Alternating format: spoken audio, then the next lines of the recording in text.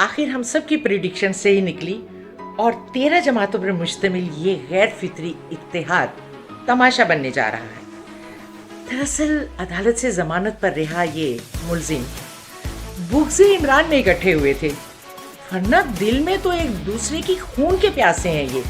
इन्होंने सोचा कि अगर इमरान खान की हुकूमत बाकी रहती है तो फिर इनके मनी लॉन्ड्रिंग और दूसरे करप्शन के केसेस उन सबसे बचना तो बहुत मुश्किल हो जाएगा।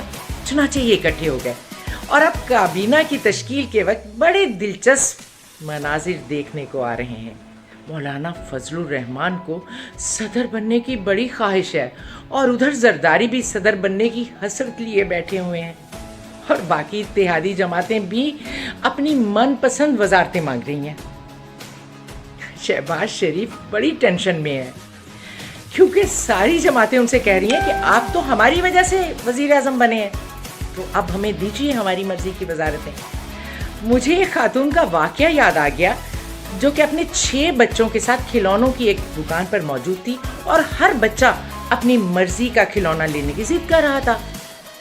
तो खातून ने बड़ी जहानत का मुजाहरा करते हुए बच्चों से कहा कि देखो बच्चों, अगर मैं तुम्हारी पसंद के खिलौने तुम्हें ख़रीद कर दूंगी तो मेरे पास तो पैसे बाकी नहीं रहेंगे और अभी मुझे तुम्हारे अब्बू के लिए भी एक सूट खरीदना है, और अगर मैंने उनके लिए सूट ना खरीदा तो वो हमें घर में दाखिल नहीं होने देंगे। ये सुनकर सारे बच्चे आंसू आंखों में लिए खामोश हो गए। लेकिन ये सियासी बच्चे तो बहुत ज़िद्दी होते हैं ना, और इन्हें टालना इतना आसान नहीं है।